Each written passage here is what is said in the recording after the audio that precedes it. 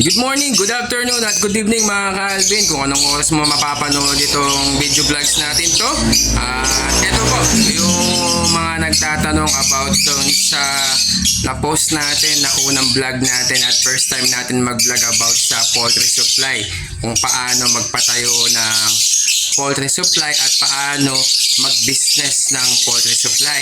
Ito nga po, may mga katanungan di natin nare-replyan kasi more on nakafocus tayo mga ka-Alvin sa mga ibon at sa mga hindi natin alam na magbabiral pala yun mga Alvin. Kaya eto, ang dami nga pong mga message doon at ang dami nga pong mga nag-like at ang daming mga negative comments na hindi tayo nakakapag-reply. Pasensya na po kayo mga Calvin. Hindi ko naman expected na magbabiral pala yun mga Calvin. Ito nga, yung mga katanungan ninyo mga Calvin ha, sasagutin natin after ng intro.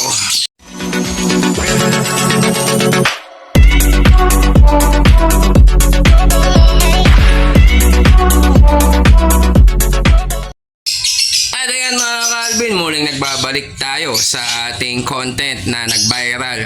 Siguro 1 year mahigit na po yun mga Calvin, nag-viral po yung videos natin yun. Hindi natin alam na mag-viral pala.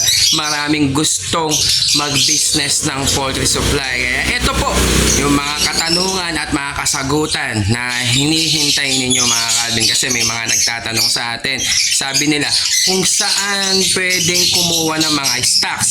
Kasi ako mga Calvin, nung nag-start po tayo sa poultry supply business, lalo na yan, bali family business po namin to. Yung nga po, nung nag-start po kami ay wala pa po kami pinagkukuhanan ng mga stocks. Noong time na yun, merong mga big poultry supply dito na nagsusupply sila sa mga small poultry supply mga Calvin. Lalo na meron kami dito sa Pampanga na marami pong mga poultry supply na malaki dito na pwede po kayong kumuhang bultuhan at bibigyan po kayo ng discount para makapagsimula po kayo sa maliit na poultry supply mga Calvin. Kasi kung meron man ganyan sa lugar ninyo na mga big poultry supply na pwede po kayong bumili sa kanila at pwede po kayong kumuha ng mga bultuhan sa kanila, at least po meron po kayong discount na makukuha. Tapos hindi lang yun, pag nakapag-operate ka na, matagal ka na nag-ooperate mga Calvin, may nagtatanong, meron bang mga ahente? Yun nga mga Calvin, meron po mga ahente, lalo na pag nakita po kayo na nag-ooperate na, more on poultry supply po kayo, merong papasyal at merong pupunta pong mga ahente. Katulad niyan, nung kami po ay nagsimula, wala po kaming ahente. Almost nagsimula lang po kami, bumibili lang po kami sa mga malalaking poultry supply dito sa Pampanga mga Calvin. Doon po kami kumukuha. Ngayon, nung time na almost ilang buwan na po kami nag-ooperate, medyo lumalakas na yung bentahan namin at doon po marami na pong pumapasok na ahente. Katulad yan, pinasukan po kami ng BIMEG na ahente dito sa Pampanga at yun nga po, doon na po kami nag-start at kumuha ng mga produkto ni San Miguel na BIMEG, yung mga feeds nila, mga Integra 3000, 2000, 1000, ganyan. Tapos di lang yun, meron din mga gamot na mga ahente na pumupunta. At hindi lang po yun, maraming mga ahente na pumupunta lalo na pag nag-operate na po kayo. Kaya sa mga naghahanap ng ahente, pwede po kayo mag-research sa Facebook or sa Google kung saan po yung lugar ninyo, kasi meron po mga ruta po yan, yung mga ahente na yan, kung saan yung lugar ninyo, doon po sila pwedeng magpagsak ng mga supply ninyo sa magiging business ninyo ng poultry supply mga Calvin. Kaya yan po kaya hindi natin nasasagot, hindi ko alam na nag-viral po pala yung videos natin na yon.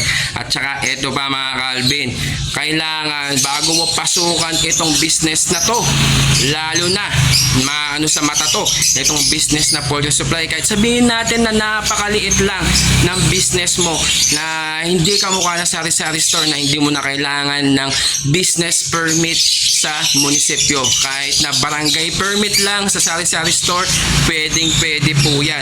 Pero pag poultry supply, kahit maliit man lang yan mga Calvin, kasi based sa mga experience na nagtatanong sa atin at yung mga sinusuplayan natin at mga binibigyan natin ng mga page, mga Calvin, nangangailangan po yan ng business permit katulad niyan sa munisipyo ninyo. Kasi pag walang business permit ang isang poultry supply, kahit na maliit lang yan at kahit na konting stocks lang yan, kailangan po yan. Kasi po ay nagbabayad po tayo ng tax o buwis sa ating lugar, kung saan man yung lugar ninyo. Kasi katulad yan sa amin, hindi po kami nag-start ng business namin ng poultry supply kung wala po kayong permit. Katulad yan, ito po yung permit namin, almost ilang years na po yan. Kailangan mo pa ng mga sanitary permit, mayor's permit, fire safety inspection certificate at barangay business clearance po. Ayan ang mga kailangan mo. Kasi pag wala kang ganyan, tinanong ka ng munisipyo, patay ka. Ipapasarado po ang iyong business. Kaya kung ikaw magbi-business ka ng mga ganitong business, kailangan maging handa ka sa gagastusin mo. Lalong-lalo na sa permit, mga Calvin. Kung wala kang permit, patay kang bata ka. Kaya kailangan po ng permit. Kasi yan, umiikot po yung mga tao sa munisipyo dito sa amin. Hindi ko lang alam sa inyong lugar, mga Calvin. Kasi nakaw sa atraksyon po yan ang business na yan. Lalong-lalo na ang poultry supply, mga Calvin. Kaya yan po, yung mga katanungan na mga Calvin, dapat may sapat kang budget sa papasukan mong business na to at sapat na lugar. Bago ka magpatayo ng business mo, kailangan meron ka ng pwesto. At hindi lang yun, mga Calvin, kailangan mag-survey ka muna kung ano yung malakas. Kung maraming mga nagmamanok sa lugar ninyo or mga nag-aalaga ng aso, nag-aalaga ng mga ibon, ganyan, kailangan survey mo muna para hindi po kayo malugi sa papasukan ninyong business, mga Calvin. Kaya yun lang po, at least at na-update ko na po kayo, mga Calvin. Maraming salamat. At kung bago ka pa lang sa ating channel, huwag mo kalimutan mag-like at mag-subscribe at i-click yung notification bell button natin para lagi kang updated sa ating YouTube channel.